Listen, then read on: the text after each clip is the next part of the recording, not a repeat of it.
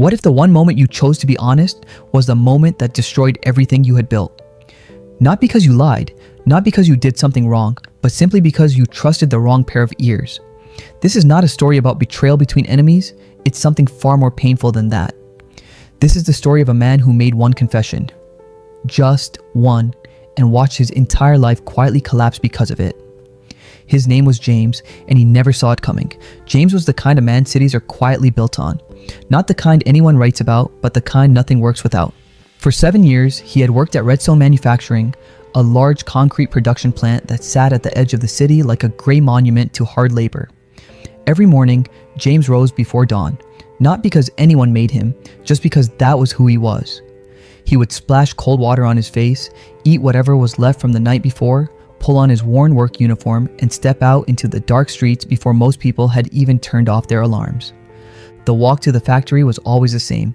Same cracked pavement, same chai stall with the old man who never looked up, same rusted gate, same mountains of cement bags waiting like they had been there since the beginning of time. James loaded, stacked, carried, and repeated. His hands had long stopped feeling pain. His back had learned to simply endure. By the time the machines finally went quiet at the end of a shift, his body had given everything it had, and he would walk home to give the only thing left. His daughter. She was 6 years old and completely unbothered by the gray dust that lived in his clothes. Every evening, she would throw herself at his legs before he even crossed the doorway. Little arms wrapped around his knees, face buried in his trousers, laughing like he'd just returned from some great adventure. His wife would look up from the kitchen, offer a tired but warm smile, and the day, no matter how heavy, would loosen its grip. James never complained, not to his wife, not to himself. He believed that silence was a kind of dignity, and that a man who could carry his burdens quietly was a man worth respecting. But bodies are not made of iron, and even iron, given enough time and weight, begins to bend. Around the 7th year, James began to notice something he couldn't quite ignore. His legs, which had always been reliable, started giving out by early afternoon. His back, which had hurt before, yes, but manageably, was now sending sharp signals that something was not right. The noise from the machines, which he tuned out years ago, had started pressing against his skull in a way that felt new and exhausting. He wasn't sick, he wasn't weak, he was just running on empty, and he knew it. Now, at Redstone, there was a man named Derek. Derek was the kind of co-worker everyone liked. Loud laugh, warm handshake, always the first to ask how your family was doing. He had a way of making you feel like the most interesting person in the room when he was listening to you. And James, who had few close connections at the factory, had gradually come to consider Derek something close to a friend. One evening, after a shift that had been particularly brutal, the two of them walked out through the factory gates together. The sky was orange and heavy. James felt like his spine was made of gravel. And then, in a moment he would replay in his mind for months afterward, James spoke. He said he was exhausted, that his back had been screaming at him lately, that he was thinking of asking the floor supervisor for just one day on lighter duty, something with less lifting, so his body could catch a breath before things got worse. That was all. No anger, no complaints about the factory, no plans to quit or cause problems. Just the quiet honesty of a man who had held it in too long and found himself walking beside someone who seemed safe. Derek nodded slowly, placed a hand on James's shoulder, said the words we all want to hear when we're struggling. I hear you, man. Everyone hits a wall sometimes. James walked the rest of the way home feeling something he hadn't felt in a long time. Understood. He had no idea that understanding and loyalty are two very different things. Derek was not a cruel man. That is important to understand. He wasn't plotting against James or carrying some hidden grudge. He was simply a man who loved attention, who fed on the small thrill of being the one with the news, the one people leaned in to hear. Information, to Derek, was currency, and James had just handed him a coin. The very next morning, during the tea break, Derek pulled a coworker aside and spoke in a low, dramatic voice. James is struggling, man. He was saying last night that he can't handle the work anymore. The coworker raised his eyebrows.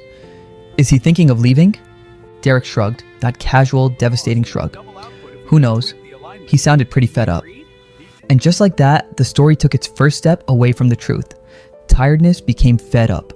A request for one day's rest became the possibility of quitting. And by lunchtime, it had already passed through 3 more pairs of hands, each person adding a little of their own fear, a little of their own drama, a little of their own interpretation. By late afternoon, the whisper had grown legs. One worker told another that James was planning to walk out. Another added that he'd been saying negative things about the factory to other workers. A third, who hadn't even spoken to James in weeks, swore he'd seen him acting suspicious near the timesheets.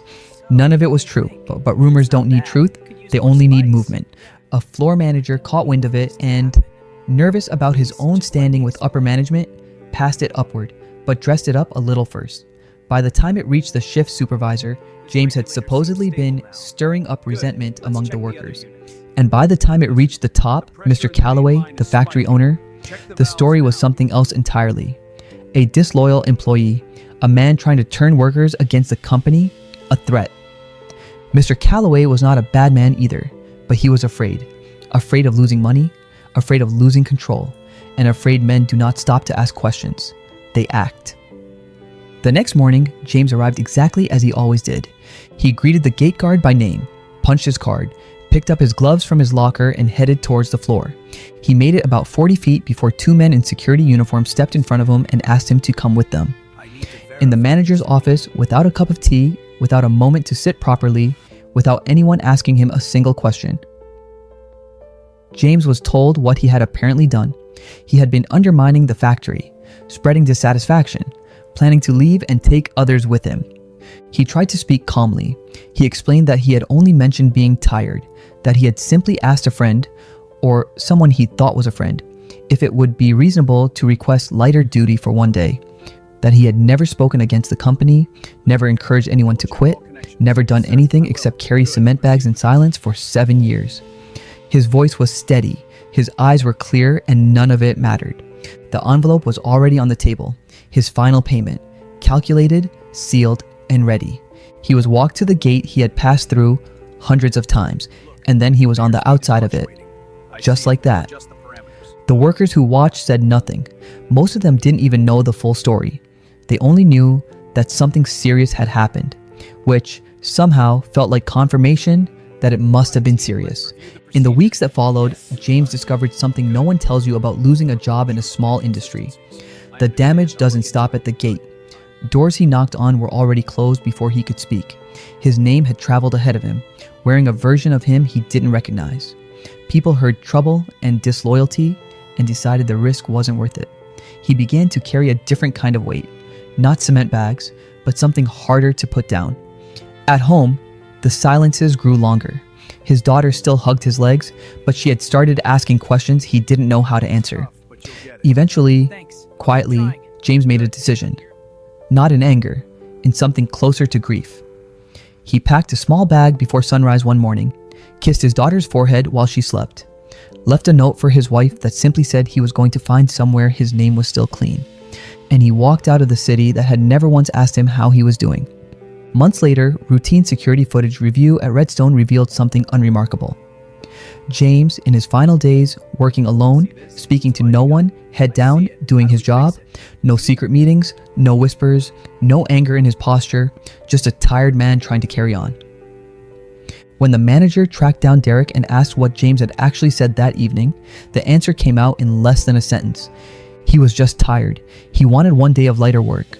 The truth, in its full form, finally reached Mr. Calloway. He sat with it for a long time, and then he did the only thing that was left to do. He felt ashamed, but James was already gone. His locker had been emptied, his time card removed, and his name now lived only as a cautionary tale in the break room, passed around in hushed voices by people who still didn't know the whole story. Not everyone who leans in to listen is doing so to protect what you share. Some people collect your words not to hold them safely, but to spend them, wherever they'll buy the most attention. James didn't make a mistake by being honest. He made a mistake by confusing proximity with loyalty, by assuming that someone who stood close was someone who would stand for him. The lesson isn't to become cold or to stop being human. The lesson is simply this: your struggles are sacred, and not every person who smiles when you speak has earned the right to hear them. Guard your honesty the way you guard the things you love most, because sometimes the most dangerous thing you can do is trust someone too soon. If this story stayed with you, share it with someone you trust, and drop a comment below telling us, Have you ever had your words twisted by someone you believed in? We read everyone. Until next time, take care of your words and be careful who you give them to.